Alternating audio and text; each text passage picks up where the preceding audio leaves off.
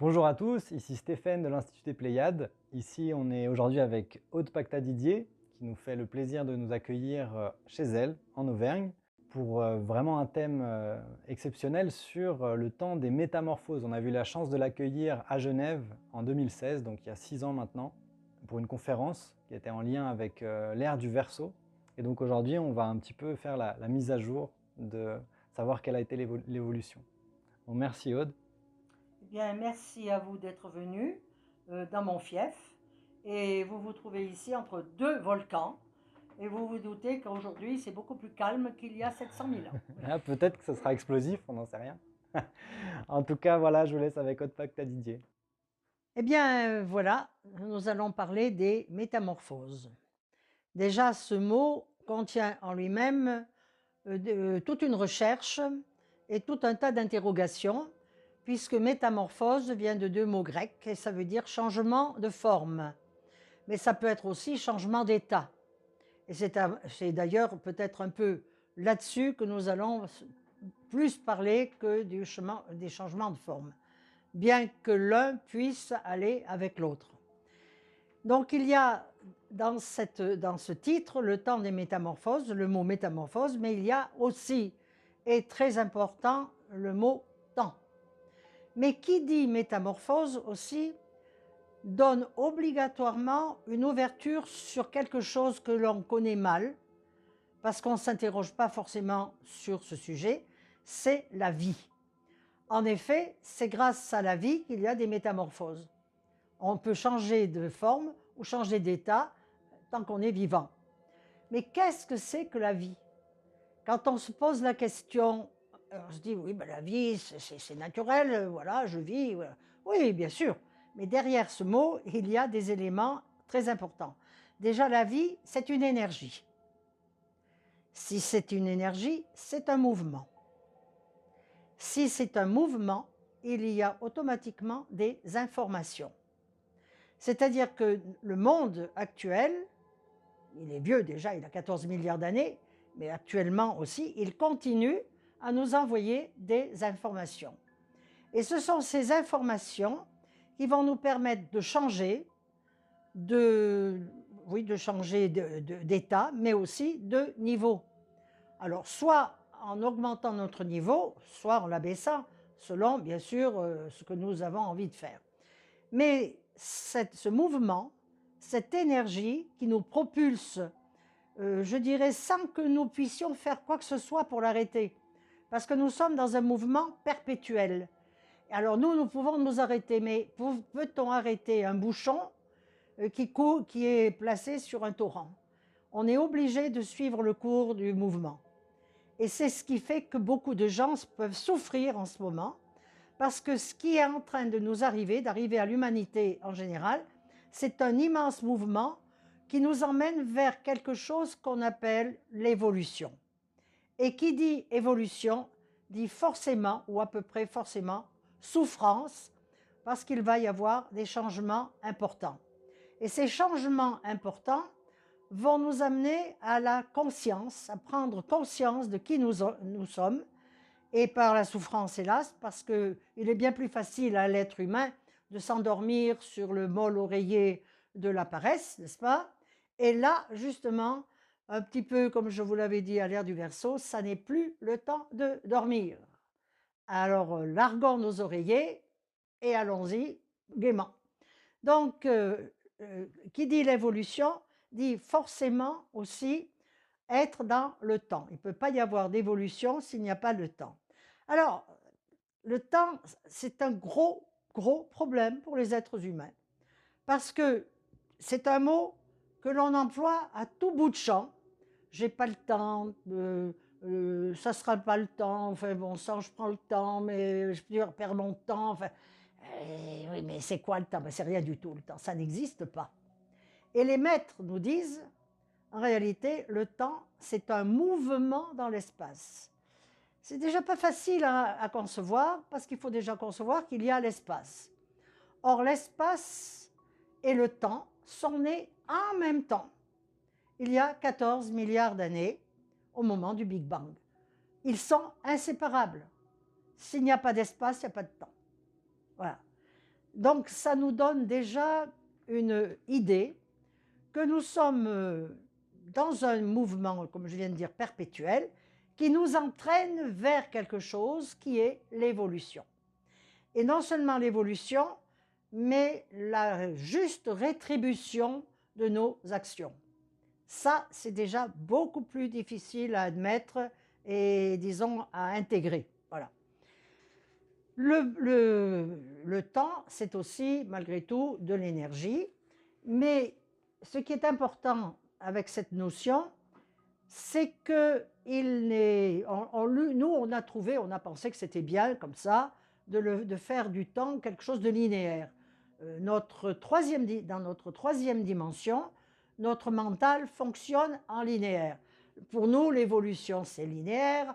On est passé de Cro-Magnon à l'ère industrielle. Voilà, ça a suivi tout simplement.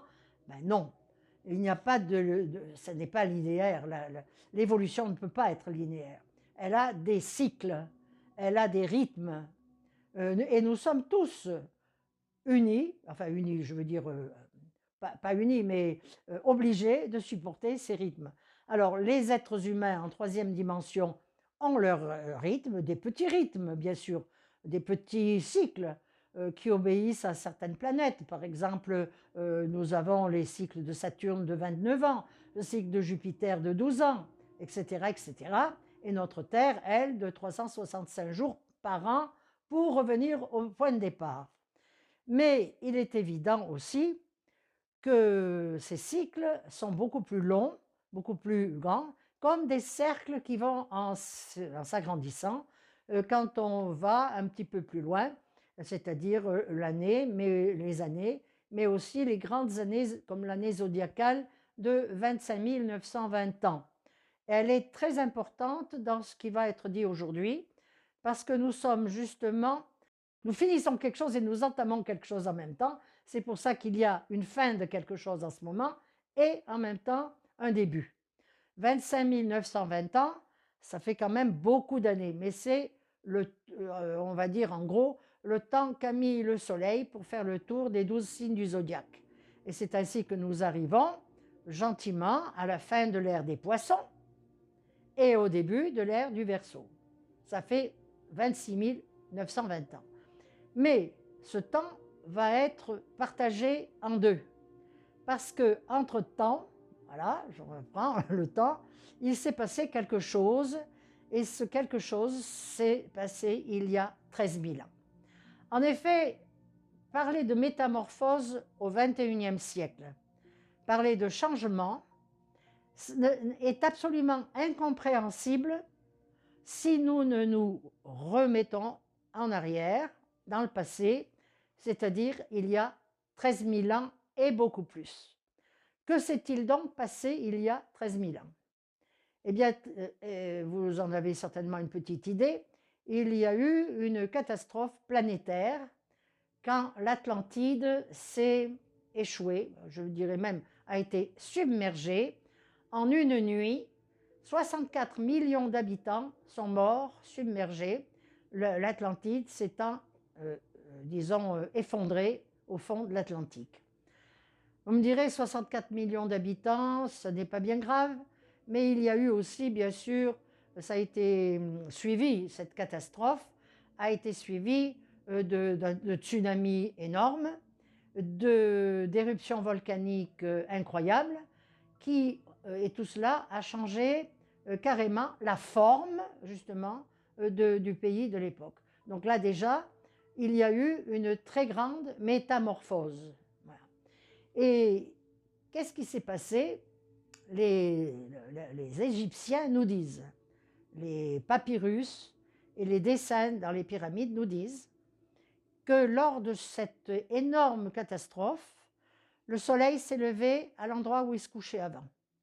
C'est-à-dire que nous avons eu carrément un glissement.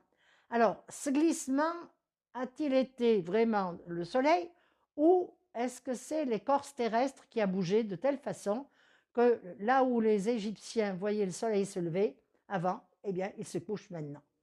Donc c'est quand même quelque chose d'assez ahurissant. Et on se dit que, on peut comprendre qu'à ce moment-là, il s'est passé quelque chose, non seulement sur le plan, disons, de la géologie, mais forcément aussi dans l'esprit, dans la façon d'être de ceux qui ont survécu, car il y a eu des survivants. C'est la petite île, je dis la petite île parce qu'elle avait été beaucoup plus grande que ça.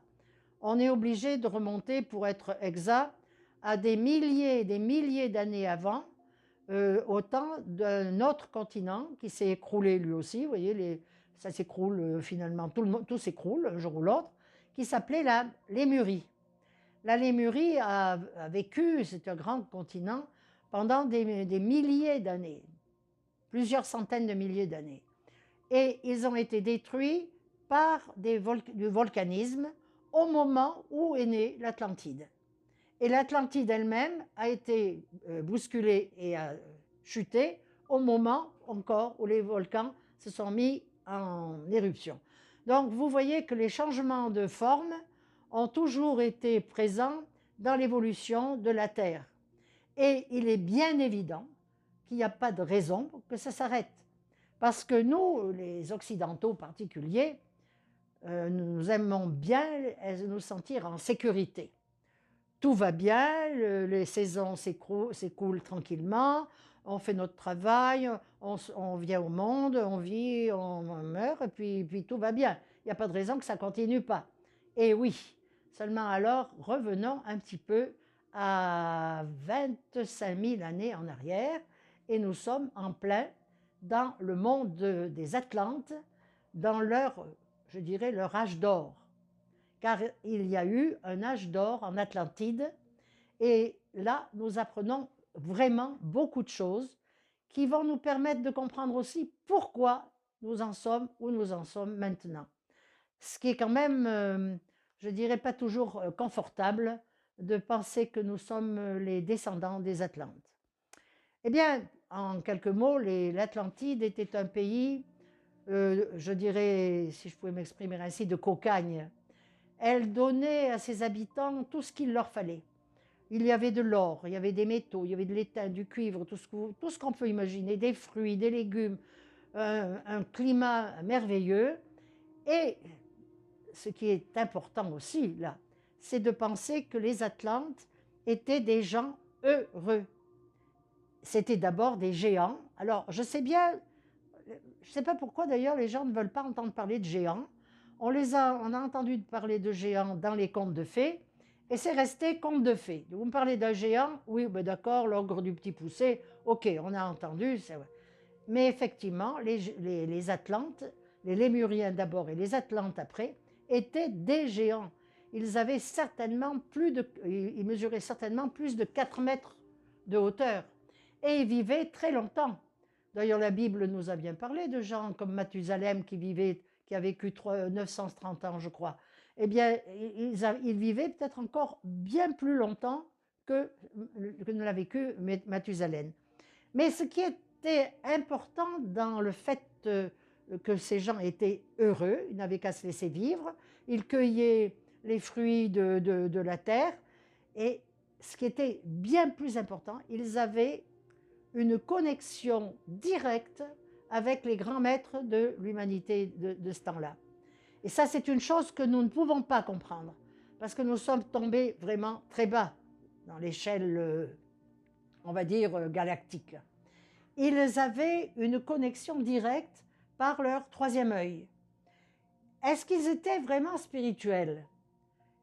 Je crois que la question ne se posait même pas pour eux. Ils vivaient avec les maîtres. Ils baignaient dans une atmosphère que maintenant nous appellerions spirituelle, évidemment, parce nous maintenant, on met des noms aux choses, mais à l'époque, tout était naturel. Et les grands maîtres, qui d'ailleurs, cela va peut-être vous étonner, venaient souvent d'ailleurs de Sirius ou des Pléiades, eh bien, il y avait des rencontres avec ces maîtres. Si ce n'était pas des rencontres physiques, c'était au moins des rencontres, je dirais, dans le monde invisible. Donc, ils étaient, je dirais, sans arrêt arrosés par des énergies venant des Pléiades ou de Sirius, et ils voyaient toutes ces choses-là, et tout était naturel. Voilà. Et puis les siècles ont passé, et même les millénaires, et plusieurs fois de suite, les Atlantes ont été, je dirais, avertis de quelque chose. Et il faut dire que bon, ces gens dont je viens de vous décrire la façon d'être, ils étaient tous unis dans le même, je dirais pas la même religion, c'était surtout pas une religion, la même foi, la même, euh, la même ambiance, je ne sais pas comment on pourrait l'appeler, parce que ça n'a plus rien à voir avec ce que nous vivons maintenant. Et on les appelait les fils de la loi du un. Vous voyez, c'est un terme que vous retrouverez dans certains livres, et dont particulièrement a parlé Edgar Cayce, le grand visionnaire américain, les fils de la loi du un. Ça dit bien ce que ça veut dire. Ils croyaient tous aux mêmes entités, et ils étaient unis dans quelque chose de général. L'idée ne leur venait même pas de la séparation. Voilà, ça n'existait pas. Ils étaient tous d'un même cœur, d'une même âme, ce qui ne veut pas dire qu'ils étaient spirituels, comme nous l'entendons, je vous dis encore une fois. Ils étaient vivants dans cette atmosphère extraordinaire. Ça a duré des milliers d'années, et puis petit à petit, évidemment, vous savez, les gens, les Atlantes comme les autres, au bout d'un moment, trop de bonheur, c'est plus supportable.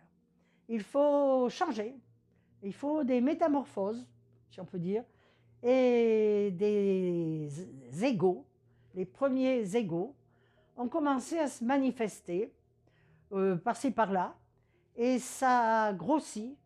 Les gens ont commencé à vouloir accaparer certaines choses alors qu'ils avaient tout à foison, mais vous savez, vous connaissez comment ça se passe maintenant. J'ai ça, mais le voisin a peut-être mieux que moi. Voilà. Et ils ont commencé à avoir cet esprit de conquête, cet esprit de possession. Et à partir du moment que vous avez dans la tête un esprit de possession, vous avez envie de vous bagarrer. Vous avez envie de le prendre. Vous avez envie, vous allez céder à la violence, ou du moins aux mauvaises pensées. Et petit à petit, ces merveilles de l'Atlantide ont commencé à tomber, à sombrer dans des pensées assez noires finalement. Au début, non, ça ne s'est pas passé en un an, hein. Ça s'est passé sur des centaines d'années. Hein. Mais ça a vraiment pris petit à petit une énorme proportion. Et ça a fini par faire une caste complètement nouvelle, avec des idées et des projets complètement matérialistes. Oui, voilà, on a commencé là. Parce qu'il jouissait aussi de technologies que nous n'avons pas et que nous ne sommes pas prêts d'obtenir, heureusement pour nous. Ils avaient des technologies par rapport, ils savaient manier certains gaz, ils savaient manier les lasers, ils savaient manier le nucléaire, vous voyez. Ils savaient aussi beaucoup travailler avec les cristaux. Il est difficile en ce moment pour nous, hommes du XXIe siècle, de comprendre, de comprendre ce qu'était cette technologie. C'était quelque chose d'assez étrange. Ils pouvaient voyager dans l'air. Ils avaient ce qu'on appelait les vimanas. Ils s'appelaient comme ça. Ils pouvaient voyager sous l'eau. Ils avaient des sous-marins. Ils avaient absolument tout. Donc, il y en a qui ont voulu eh bien, agripper tout ça, et ils l'ont fait au cours des siècles. Mais, et ça a été encore plus loin, ils se sont dit, nous maintenant, on a la technologie, on sait comment ça marche, mais on n'a plus tellement envie de se fatiguer pour faire tout ça, les basses besognes, cultiver la terre, aller chercher les choses dans les mines, c'est un peu compliqué pour nous. Alors, avec les technologies qu'ils avaient sur le plan, d'ailleurs, de la cellule, sur le plan de l'ADN, sur le plan des choses subtiles, ils ont fabriqué ce qu'on appelle des choses, c'est-à-dire des êtres mi-hommes, mi-animaux, qui ont été traités comme des esclaves. Vous voyez, les premiers esclaves, ça ne date pas d'hier. Et vous savez que nous, en tant qu'être humain, et la race blanche en particulier, nous avons été très forts pour continuer ça. Voilà. Donc, les esclaves, ces esclaves, ils avaient droit de vie et de mort sur eux. C'était pas plus qu'un chien maintenant, et encore nos chiens, nous les aimons, peut-être plus qu'ils n'aimaient leurs choses. Voyez. Et ces êtres qui se sont donc éloignés de la loi de l'un, on les a appelés les fils de Bélial. Et les fils de Bélial ont continué leur travail de sape, et petit à petit, ils ont fini par être, je dirais, primordiaux dans la société atlante. Donc, je vous ai parlé tout à l'heure de 25 920 ans divisé par 2. Ça fait 13 000 à peu près. Il y a 13 000 ans à peu près, le soleil est entré dans le signe du lion. Bon, rien de bien spécial, vous allez me dire. Mais en face du lion, il y a le signe du Verseau. Et le signe du lion, il y a eu déjà des premiers problèmes géologiques, les glaces ont commencé à fondre. Il faut bien se dire que le nord de l'Atlantide, qui était vraiment très au nord, peut-être un peu au-dessus de l'Écosse actuelle, n'est-ce pas? Vous voyez, ça faisait des îles énormes. Hein. Eh bien, les glaces ont commencé de fondre. C'est ce qu'on a appelé d'ailleurs la dernière glaciation en date, qui s'est terminée à peu près il y a des 1000 ans. Voilà. Donc, les glaces ont fondu, les volcans se sont réveillés, et nous avons eu à ce moment-là une grande bataille géologique, enfin géologique atmosphérique, je ne sais pas comment on peut dire, entre la chaleur du soleil et l'eau, c'est-à-dire les sécheresses et en même temps les inondations. Vous voyez, tout ça, ça s'est un petit peu multiplié au cours des millénaires. Et les Atlantes, ceux qui étaient restés dans les fils de la loi du 1, avaient reçu, comme ils étaient quand même toujours, malgré tout, un peu en contact avec les êtres de l'espace, ont été avertis qu'il fallait véritablement changer non seulement de forme, mais de façon d'être. Et ils le disaient, ils le proclamaient, parce qu'ils avaient des grands temples, il y avait des grands temples partout dans l'Atlantide. Mais les autres se sont moqués d'eux, parce qu'ils disaient, mais non, regarde comme nous sommes heureux, nous avons des êtres qui font le travail à notre place, nous pouvons voyager partout, nous avons fait des conquêtes, ils étaient venus jusqu'en Grèce et peut-être même ailleurs. Et bien sûr, ils étaient venus même jusqu'en Égypte, qui à l'époque, évidemment, ne s'appelait pas l'Égypte. Et ils avaient conquis certains pays. Donc, qu'ont fait les prêtres, les hiérophantes, qui restaient fidèles à la loi de l'un, ils ont compris que la chute de l'Atlantide était inévitable. On leur avait dit, et ils commençaient à voir, d'ailleurs, je vous dis, toutes ces fontes de glace, ces incendies, tout ça, vous voyez, ils le voyaient. Alors, quand il fait, il y a 13 000 ans à peu près, et là je sais que je vais choquer beaucoup de gens, tant pis, ils ont commencé à essaimer et ils sont venus dans ce pays, l'Égypte, qui était alors un pays tout à fait sauvage, hein, et ils ont choisi cet endroit parce que sur le plan cosmotellurique, et ils connaissaient ça très bien, puisqu'ils étaient je dirais, en rapport avec les êtres d'en haut, et ils savaient très bien que ce pays, encore, je dirais, en friche, si on peut dire, était dans un endroit insubmersible. En effet, l'Égypte est pratiquement insubmersible. Bon. L'avenir, jusqu'à maintenant, le présent a montré que c'était vrai. Hein. Et qu'est-ce qu'ils ont fait là? Ils ont construit des pyramides, spécialement la grande pyramide dite de Khéops. Et là, je sais que là, ça devient vraiment très dur à entendre, alors qu'on nous dit que la pyramide de Khéops a été construite par Khéops il y a 4500 ans. Et là, je peux vous dire qu'il faudra réviser nos idées, parce qu'il y a des preuves absolument évidente qui reste encore sur la Terre que les pyramides ont été construites, et pas du tout par des fellahs avec le Bataclan qu'ils étaient censés avoir fait, mais ils ont été construits par le son, par l'énergie du son. Alors là encore, ça paraît un peu bizarre, bien que la Bible, à un moment donné, nous ait parlé de Jéricho, des trompettes de Jéricho qui ont abattu les murs. Quand il y a une certaine fréquence, même entre deux diapasons, on sait très bien que s'il y a une certaine fréquence, il y a un diapason un cristal qui va sauter. Voilà. Mais nous, encore, enfants du 21e siècle, nous n'en sommes encore à peine, nous sommes à peine aux prémices de savoir nous servir du son. Et ces gens-là, ces êtres-là, le savaient parfaitement. Donc il nous est complètement difficile, si nous ne mettons pas un peu d'imagination, de penser que ces prêtres qui avaient continué la voie de l'un avaient réussi à construire des pyramides, non pas pour faire des tombeaux, pour des pharaons qui étaient encore loin de venir, mais pour les archives.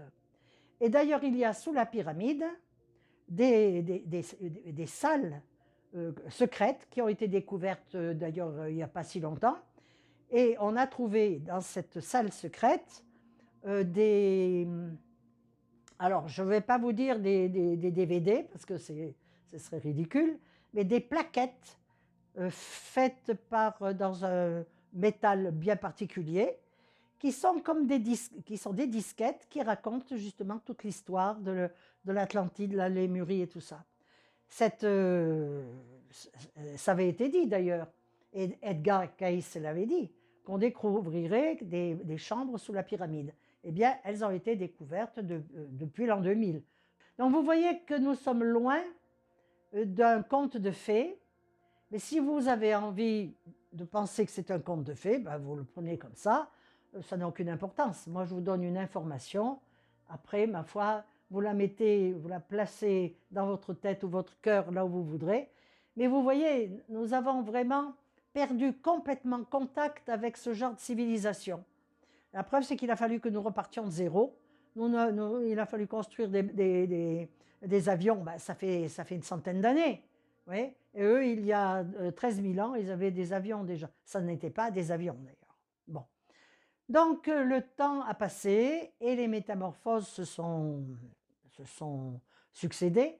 Mais après cet énorme travail, cette énorme catastrophe qu'a été l'Atlantide, les humanités survivantes se sont endormies sur le plan spirituel.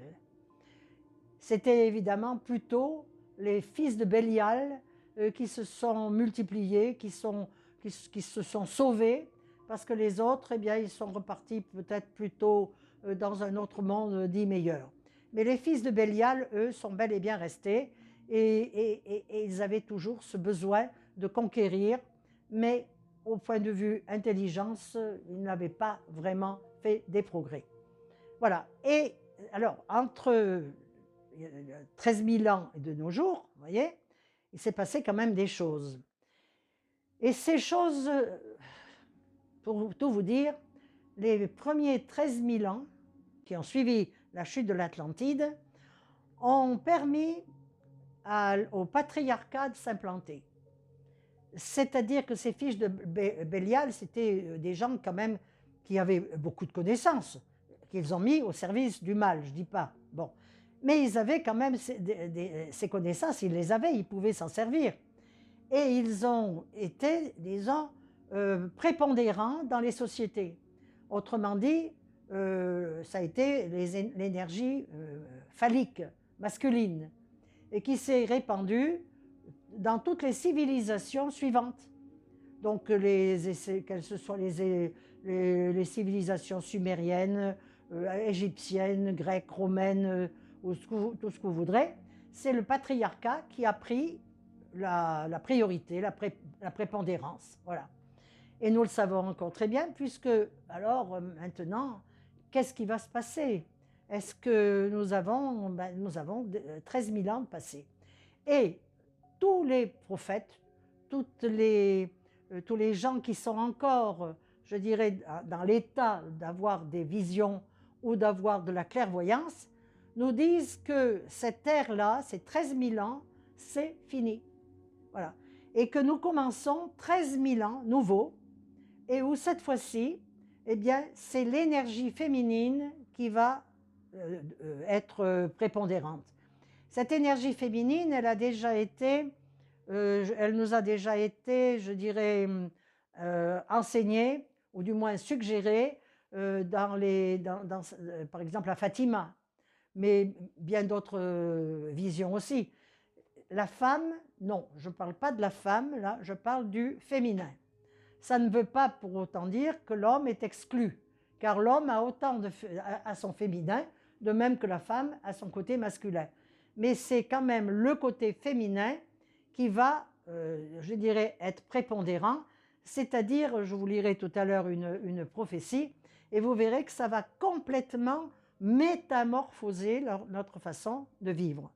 Mais cette façon de vivre qui s'annonce, et que les Mayas ont très bien su situer au niveau des dates, les Mayas nous ont dit, d'où tenait-il ça? Il faut bien qu'ils l'aient tenu même venant d'ailleurs. Ils avaient partagé les 14 milliards qu'a duré l'univers, ils l'avaient partagé en 9 inframondes. Et le 9e inframonde, il se terminait le 12 décembre 2012. Et c'était très clair, et c'était très, très précis, voyez. Donc, depuis le 12 décembre 2012, nous sommes en quelque sorte dans un sas. Ça ne veut pas dire que tout d'un coup, toutes les anciennes prérogatives masculines et phalliques vont disparaître. Ce serait peut-être dommage d'ailleurs que ça aille trop vite. Et nous arrivons petit à petit à une reconnaissance du féminin.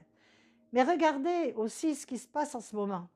Regardez quelle crise identitaire nous sommes en train de vivre. C'est-à-dire que ce qui a eu lieu pendant 13 000 ans, comment voulez-vous que ça puisse passer du jour au lendemain, tout de suite, d'être reconnu, d'être agissant maintenant? C'est carrément impossible. Rien ne va aussi vite. Donc, il y a des rythmes, il y a des cycles qui sont immuables. Ça n'est pas nous qui commandons, mais le Soleil, lui, obéit à d'autres rythmes qui viennent peut-être des Pléiades. On nous dit d'ailleurs que, enfin je l'ai lu, et pourquoi pas, que ça serait Alcyon dans les Pléiades qui serait notre Soleil central. Vous voyez? Donc le Soleil lui-même reçoit des ordres. Et tous les 36 ans, donc le prochain, ça sera en 2017 et après en 2053. Voyez. Donc, chaque fois qu'il y a des rythmes comme ça, eh bien, il y a des envois d'énergie sur la Terre. Mais cette énergie, elle nous apporte aussi des informations, comme je vous ai dit tout à l'heure, sur nous-mêmes, sur l'évolution des choses, et nous donne aussi, bien sûr, une qualité différente d'intelligence. C'est-à-dire que l'intelligence des Aztèques, des Atlantes, ne ressemblait pas du tout à notre intelligence, car nous sommes véritablement dans un autre circuit depuis 13 000 ans, avec des données nouvelles, des paradigmes nouveaux, et nous avons été enfoncés, si je peux dire, dans la 3e dimension. Eux, ils étaient déjà les premiers Atlantes dans une autre dimension, puisqu'ils étaient en collaboration directe avec ce qu'on pourrait appeler les dieux. Mais c'est nous qui avons créé des dieux. Ce n'étaient pas des dieux, c'était des êtres d'une très haute spiritualité. Donc nous en sommes là. L'humanité s'est endormie après la chute de l'Atlantide, et les survivants, évidemment, et même ceux qui sont morts d'ailleurs, sont morts en créant un énorme karma. Et je vous ai parlé au début de la loi de la rétribution. Ça veut dire que toutes les fautes qui ont été faites contre la loi du un, c'est-à-dire de l'unité, tout ce qui a été, toutes les énergies négatives qui ont été ressenties au cours des millénaires avant la chute de l'Atlantide, eh bien, ils se sont reportés, évidemment, après, c'est-à-dire dans les 13 000 ans que nous venons de vivre. Et ces 13 000 ans ne veulent pas dire que les gens, qu'il n'y a pas eu de belles civilisations. La civilisation égyptienne n'est pas à dédaigner, bien sûr, mais ça n'a rien à voir avec celle que vivent des Atlantes. Et à un moment donné, justement, puisqu'on parle d'Égypte, il y a une civilisation, enfin, je dirais, un moment où quelqu'un a essayé de remettre la loi de 1, c'est-à-dire le monothéisme. Et ça s'est passé au moment d'Akhénaton. Vous avez tous entendu parler d'Akhénaton, le roi qui adorait le soleil, n'est-ce pas? Et ça a duré, hélas, très peu de temps, parce que les prêtres d'Amon étaient tout puissants. Ils étaient véritablement, eux, les descendants des fils de Bélial, d'une certaine façon, parce que bien qu'étant dans les temples, eh bien, ils amassaient les richesses, c'est eux qui commandaient tout, c'est eux qui faisaient les lois, n'est-ce pas? Et ces lois n'étaient pas forcément pour le peuple. Donc, Akhénaton, au moment où il est venu sur Terre avec sa descendance, donc ce que vous connaissez après comme Toutankhamon, et ça n'a pas duré très longtemps, n'est-ce pas? Ils ont essayé de rétablir la loi de 1, de façon à ce que le monothéisme revienne sur la Terre et de préparer en quelque sorte ce qui va se passer bientôt dans les métamorphoses du siècle qui vient, ou même le nôtre d'ailleurs. Et vous savez que ça n'a pas marché parce que les prêtres d'Amon étaient beaucoup trop puissants. Vous voyez donc que ces cycles nous existent et qu'ils vont nous apporter donc quelque chose de nouveau par la force des choses, puisqu'il y a 13 000 ans.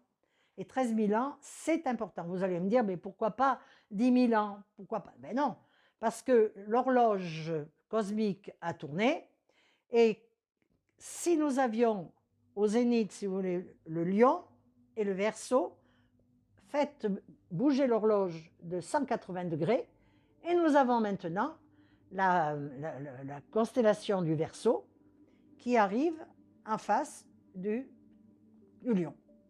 Donc, maintenant, alors, si effectivement le lion était prépondérant il y a 13 000 ans, maintenant c'est le Verseau.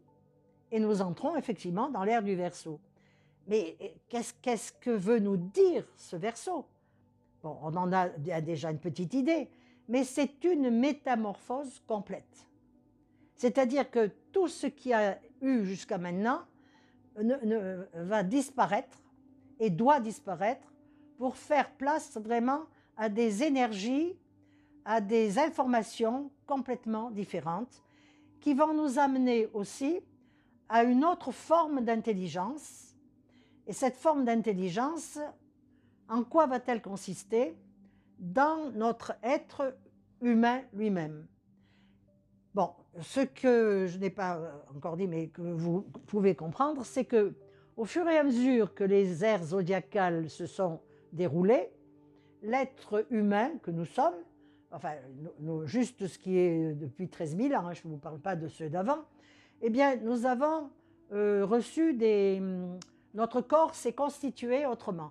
Il est évident que l'être humain d'il y a 8 000 ans n'a rien à voir, d'une certaine façon, avec l'être humain du 21e siècle. Parce qu'au fur et à mesure que le temps passait, on lui a donné des pouvoirs petit à petit. On lui a redonné petit à petit ses pouvoirs. On a essayé, les maîtres ont essayé de le réveiller. Voilà. Et pour le réveiller, il fallait lui donner les moyens. Et ces moyens, c'était de reconstituer son corps occulte. Donc, de lui donner la possibilité de faire des transformations des énergies qui viennent du cosmos pour qu'il puisse les assimiler. Et c'est ce qu'on appelle les chakras. Vous voyez? Donc, à l'ère du taureau, c'est surtout le chakra sexuel qui a été mis en place, si on peut dire, de façon à ce que le corps des êtres humains se densifie. Parce qu'à ce moment-là, évidemment, la sexualité a été beaucoup plus facile, je dirais, à vivre et à mettre en œuvre. Voilà. Et d'ailleurs, vous avez vu, dans les pays anciens, on avait justement le culte du taureau. On a même eu, après, plus tard, le culte de Mitra, qui était le culte du taureau aussi. Vous voyez, ce culte du taureau a quand même été très important il y a 6000 ans. Puis nous avons eu le culte du bélier, voilà. Ça a été à ce moment-là encore autre chose, on nous a remis d'autres possibilités. Et puis il y a eu l'ère des poissons, la dernière là en date. Je vais vous parler de la dernière tout simplement. Et là, l'être humain a travaillé, on lui a commencé à lui faire comprendre qu'il faut enfin on ne lui a pas fait comprendre, il a reçu des impulsions pour vivre dans son plexus solaire. Et le plexus solaire, c'est le plexus qui amène l'être humain à la dévotion et à l'obéissance. Et nous avons vu que dans les derniers temps du XXe siècle, et même avant, les religions ont commencé à s'implanter. Et avec les religions, les dogmes et l'obligation d'obéir à des lois, des dogmes, à des dictats. Il faut faire ci, mais il ne faut pas faire cela. Vous devez m'obéir à moi parce que c'est moi qui ai la lumière. Vous n'avez rien à dire, faites votre mea culpa, et puis c'est tout. Seulement voilà, l'ère des poissons est terminée, et la fin de l'ère des poissons montre déjà un changement. C'est qu'on commence à comprendre que finalement, la vérité n'est peut-être pas à l'extérieur de nous, mais elle est à l'intérieur. Et c'est un paradigme tellement nouveau que ça bouleverse complètement notre façon d'être, notre façon de penser. Pas encore complètement, parce qu'il a fallu passer par une étape bien différente, une étape très et on est en train de la passer cette étape, c'est l'étape de l'individualité. Alors vous allez me dire, bon, je vous ai parlé de la loi des fils du 1. 1, ça veut dire voir tout ce qui est dans l'unité. Donc actuellement, il faut que nous revenions à l'unité. Et il faut que nous revenions par rapport, je dirais, à l'individualité. C'est-à-dire nous devons sortir du contexte du commun, de la foule, que c'est quelqu'un qui pense à notre place. Nous devons apprendre à penser par nous-mêmes. Nous devons apprendre à travailler avec notre mental supérieur. Alors que jusqu'à maintenant, l'être humain n'avait pas été, je dirais, accroché, branché sur son mental supérieur. Mais qu'est-ce que ça a donné? Est-ce que vous croyez que du jour au lendemain, on s'est mis à se dire, oui, ben voilà, maintenant je n'obéirai plus qu'à mon être intérieur, etc. Non, ça a mis beaucoup plus d'égoïsme encore chez les gens. Ils disent, oui, ben maintenant c'est moi qui suis important. Donc je vais vivre pour moi, je vais gagner de l'argent pour moi, je vais entasser des choses pour moi. Ah, puis je vais conquérir mon voisin, même si je lui jette des pots de banane, si je le mets en faillite, peu important. Moi. C'est-à-dire qu'au lieu d'être le surmoi, c'est-à-dire la beauté de l'être humain tel qu'il va devenir bientôt, eh bien, ça a été au contraire une chute encore pire dans la matière. Et nous croyons que nous maîtrisons la matière, mais non. Si nous maîtrisions la matière, nous serions capables d'aller dans notre cellule et d'aller nous guérir de nos maladies. Donc vous voyez que même à cette époque-là, où ce moi a l'air si important, eh bien c'est encore un tout petit moi et pas le moi qui va naître pendant l'ère du Verseau. Mais nous aurons 2016 ans pour y arriver, n'est-ce pas? Donc il ne faut pas désespérer. Hein. Donc nous n'avons pas la maîtrise et la science elle-même n'a pas non plus la maîtrise de la science. Nous sommes incapables, par exemple, de sortir l'énergie de la matière. Il faut que nous fassions une violence à la matière. Donc, l'être humain actuel, malgré sa technologie très avancée, eh bien, n'arrive pas encore à entrer dans cette dimension intime qu'est la cellule. Ça ne veut pas dire qu'il n'y a pas déjà eu des essais, et nous en avons des exemples qu'il serait peut-être un peu trop long de vous citer, mais particulièrement aussi des gens qui savent, qui ont compris comment il fallait soigner les maladies par les énergies. Et à ce sujet-là, vous avez eu des gens comme Lakowski et ses circuits qui arrivaient à soigner les gens rien qu'avec des spirales de cuivre. Vous voyez, on pouvait soigner des arbres de la même façon. Enfin, vous voyez, donc, c'était vraiment de l'énergie pure et qui ne faisait de mal à personne.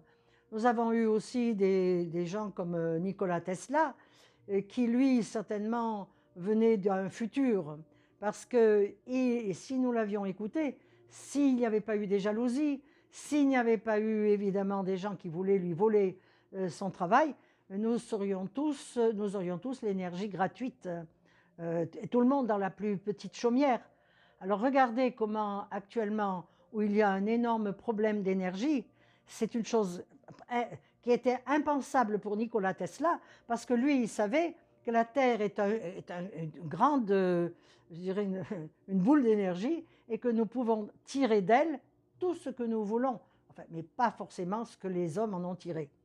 Donc vous voyez que les énergies, nous ne sommes pas encore vraiment en état de les maîtriser et de nous en servir de façon pacifique.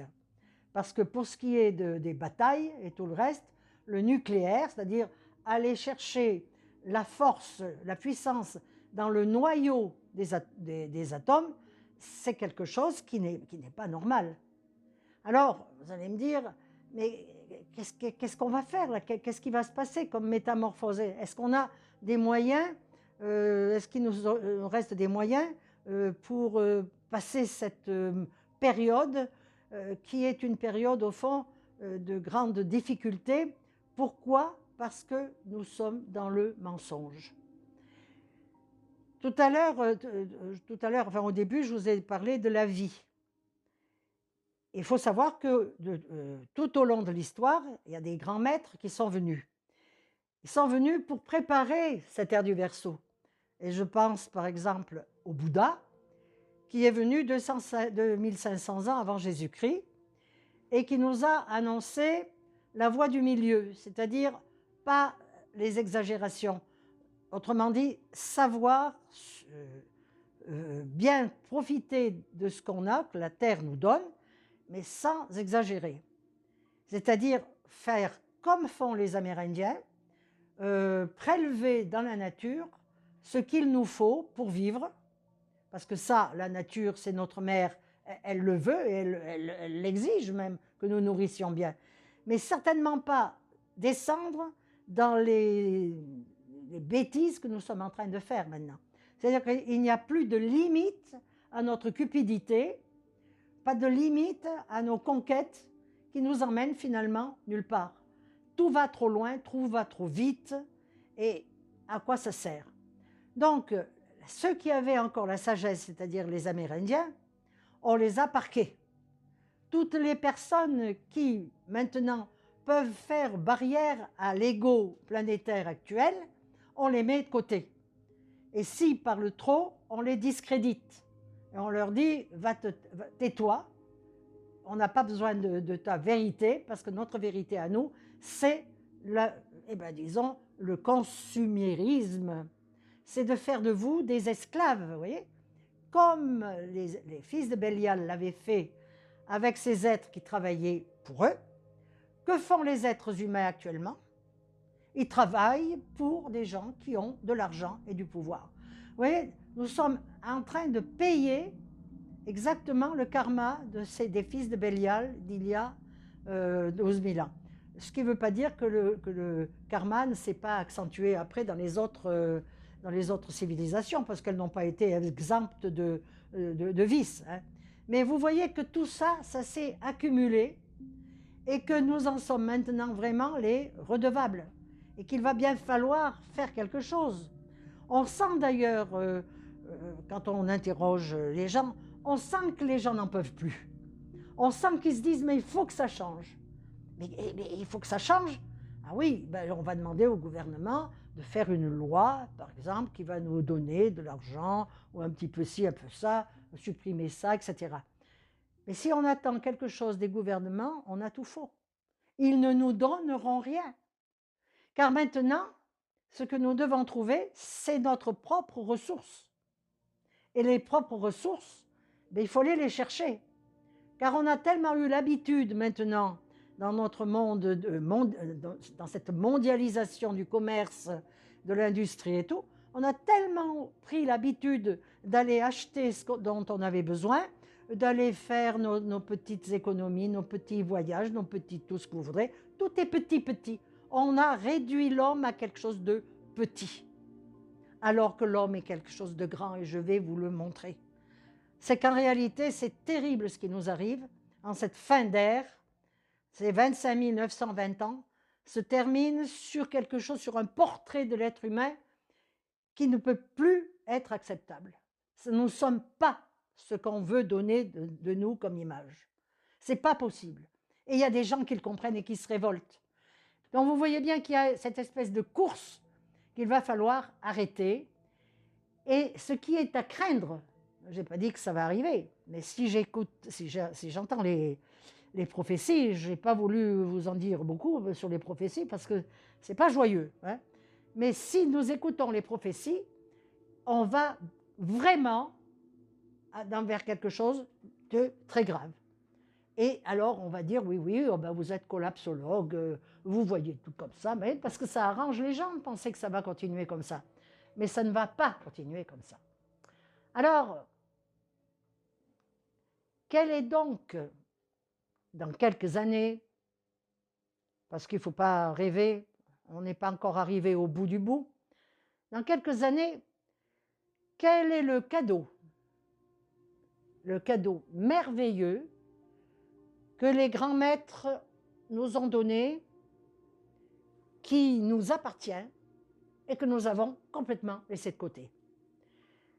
Ce cadeau, eh bien, vous voyez, je vous ai dit tout à l'heure que chaque civilisation depuis 13 000 ans avait reçu des dons à travers ses chakras. Et je vous ai dit, on s'était arrêté là, dans le plexus solaire. Mais maintenant, de plus en plus quand même de gens commencent à travailler avec leur cœur. Là, c'est indéniable. On entend vraiment des fois des émissions où on sent vraiment que les gens aiment la terre, ont envie vraiment que cette terre perdure, que la nature continue à nous donner notre nourriture. Et ils sont vraiment prêts à faire des sacrifices, d'être entrés dans la fameuse sobriété dont on nous parle beaucoup en ce moment, c'est-à-dire rester dans le droit chemin du Bouddha, voilà, d'être dans la voie du milieu. Il y a de plus en plus de gens quand même qui prennent conscience de l'état actuel de notre planète et qu'on ne peut pas aller beaucoup plus loin, étant donné quand même qu'on est déjà 8 milliards d'habitants et quand même qu'il y a beaucoup d'endroits qui sont devenus stériles ou qu'on ne peut pas cultiver. Alors, ce cœur qui est là, c'était important et c'est vraiment le Maître Jésus qui nous a appris à le comprendre et à l'intégrer. Le Maître Jésus a dit, « Je suis la voie, la vérité, la vie. Aimez-vous les uns les autres comme votre Père Céleste vous aime. » Alors, il y avait tout là-dedans. Est-ce que vous croyez qu'on en est encore là, aimez-vous les uns les autres, quand on voit ce qui se passe un peu partout, où les gens se détestent, vous ne pouvez pas faire un écart sur la route sans être klaxonné et pire, et j'en passais des meilleurs. Donc on voit bien qu'actuellement nous ne sommes plus dans l'amour, nous ne sommes plus dans la vie tout simplement. Donc ce qui est nécessaire, c'est une profonde métamorphose. Elle arrive par le cœur, mais ça ne suffit pas. Parce que le cœur, voyez-vous, enfin, vous allez me dire, c'est difficile. Non, parce que le cœur, il y a le cœur qui peut être à plusieurs niveaux. Il peut être à un niveau très pur, amour inconditionnel pour quelqu'un, je t'aime tel que tu es, c'est ça l'amour inconditionnel. Je sais bien que tu n'es pas parfait, je ne le suis pas, j'accepte ton imperfection, accepte la mienne. Ça, c'est déjà un grand degré de l'amour. Mais il y a aussi l'amour sentimental. Cet amour sentimental qui travaille dans notre corps astral. Et nous avons hérité des Atlantes un corps astral extrêmement puissant. Si bien que nous passons notre vie à nous faire du souci pour des choses qui n'en valent pas la peine. Et que par exemple nos relations sentimentales ne vont pas très haut. Et souvent qu'elles font floc. Parce que nous avons mis dans ces sortes d'amour des émotions qui n'ont pas à y être. Ce n'est pas de l'amour inconditionnel. Donc vous voyez, quand on parle de l'amour, ça veut dire encore qu'il faut un amour purifié. Mais cet amour, admettons qu'il soit purifié, il ne suffirait encore pas, car il faut, dans l'ère du Verseau, faire avancer l'humanité. Donc, il faut qu'elle aille vers des découvertes extraordinaires. Alors, comment, par quel miracle, quel est le cadeau que la nature nous a fait qui va nous donner cette accession eh bien, à la grande connaissance et à la pleine conscience? Ben, nous l'avons tous, c'est la glande pinéale. Nous avons cette merveille en nous depuis que le monde est monde. Les Atlantes l'avaient, bien sûr, puis leur troisième œil était complètement ouvert, puisqu'ils voyaient passer ils voyaient les maîtres, ils vivaient avec eux, parmi eux. Hein. Et au moment où l'Atlantide s'est effondrée, le troisième œil de l'humanité s'est fermé. Complètement.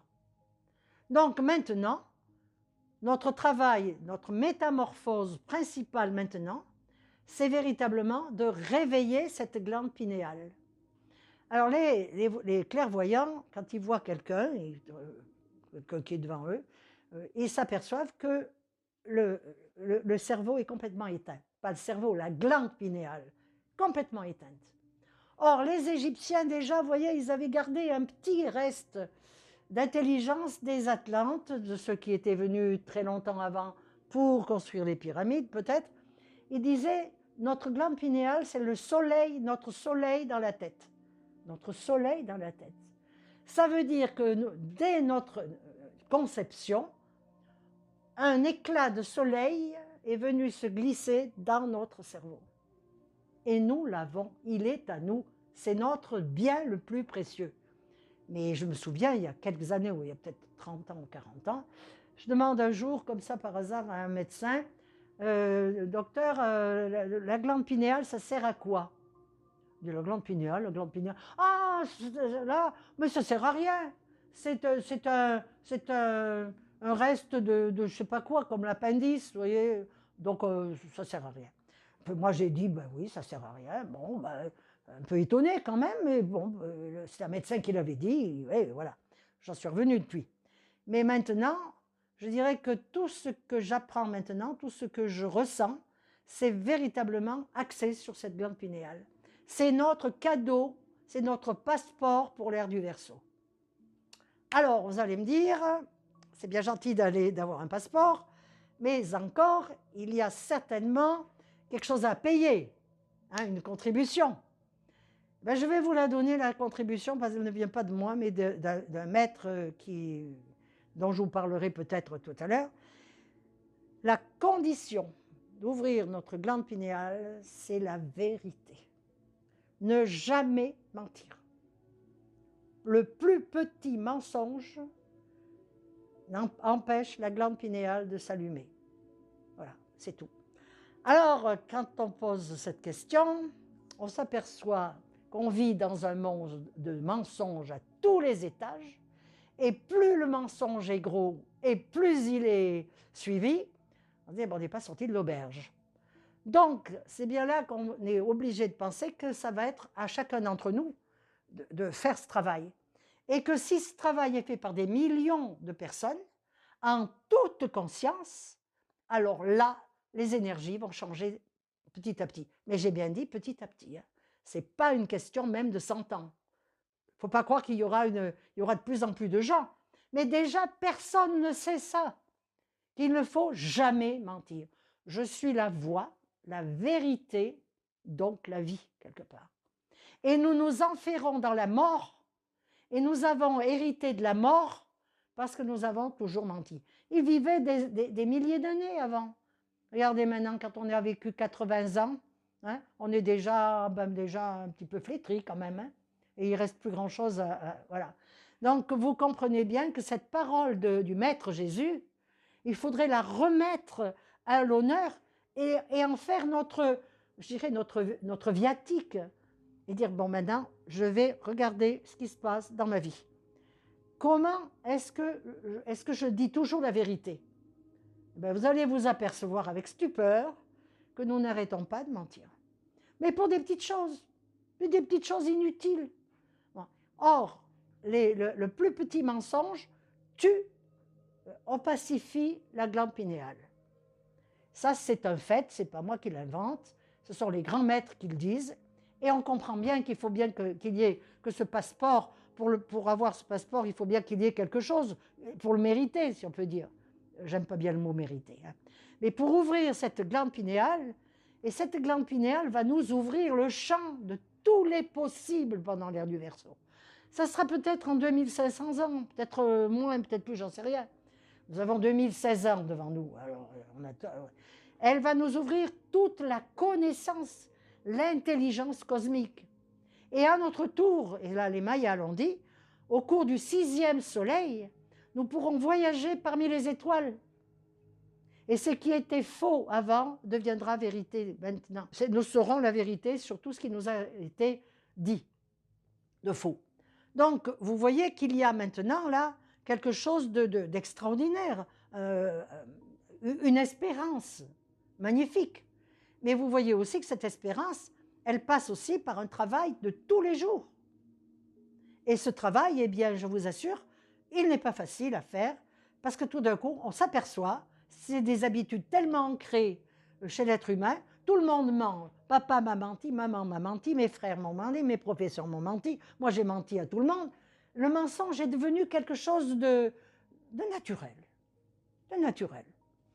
Donc maintenant, vous voyez, il faut faire un retour en arrière et métamorphoser d'une certaine façon notre façon de penser, l'épurer, parce que qui dit mensonge dit automatiquement obscurcissement de la glande pinéale, non seulement, mais de tout le mental de la Terre.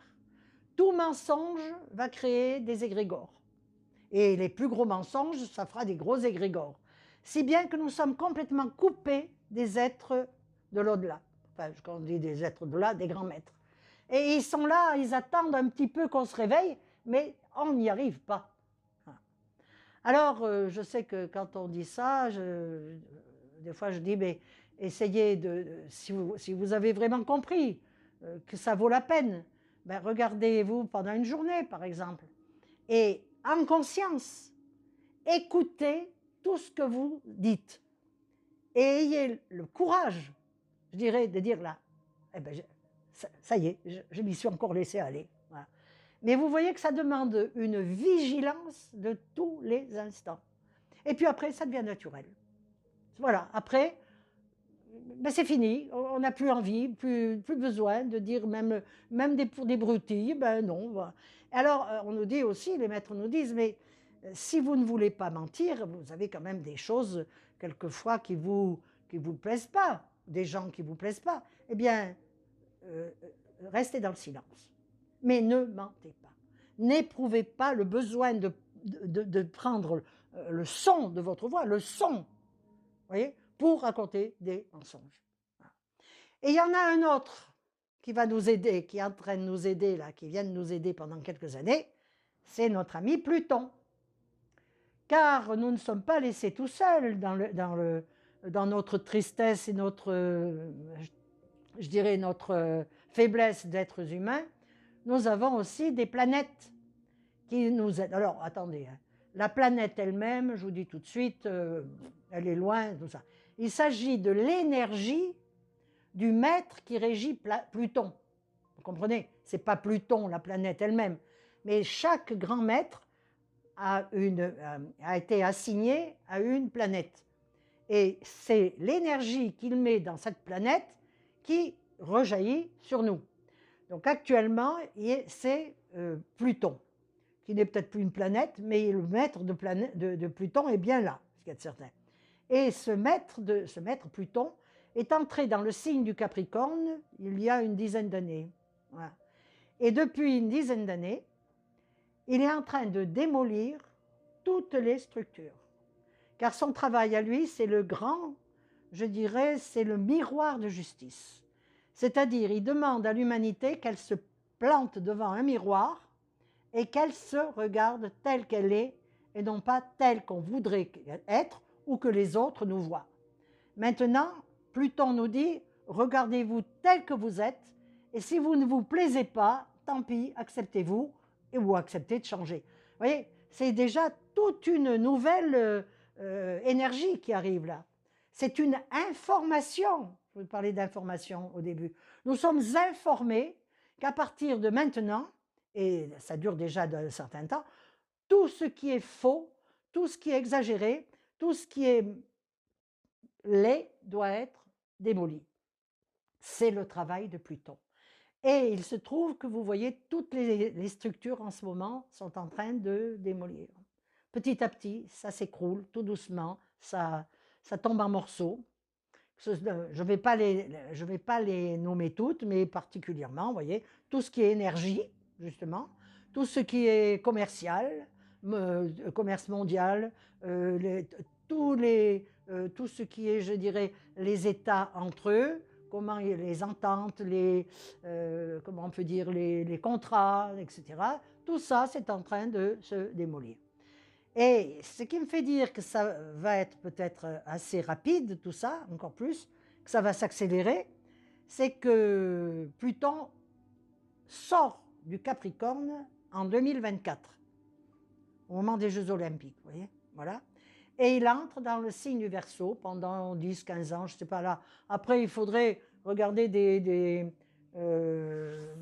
dans les livres des astrologues. Hein. Mais ce qu'il y a de certain, c'est que pendant tout le temps où il est resté dans le signe du Capricorne, il a systématiquement démoli toutes les structures, et jusqu'aux structures religieuses aussi. Et vous n'avez qu'à voir actuellement ce qui se passe dans nos églises, et où les choses ne se passent pas quand même comme on aurait espéré du temps de Saint Paul. Car c'est Saint Paul qui a créé la religion catholique, la religion chrétienne, pardon. Ça n'est pas Jésus. Jésus n'a jamais créé d'église. Il s'est contenté de mettre son empreinte sur la terre. Les églises, ce sont des hommes qui les ont construites, et c'est des hommes aussi qui les amènent à leur perte. Voilà. Donc je crois que je vais arrêter là. On pourrait parler, bon, mais je vais terminer aussi par cette parole d'un Sioux très sage qui vous montre le chemin. Et ce chemin, il est très court et pourtant si difficile. Le plus long chemin est celui qui va de ta tête à ton cœur, de ta glande pinéale à ton cœur. C'est tout. Le reste, vous n'avez pas même à vous en occuper. Tout se passera très bien si nous avons su cultiver en nous l'amour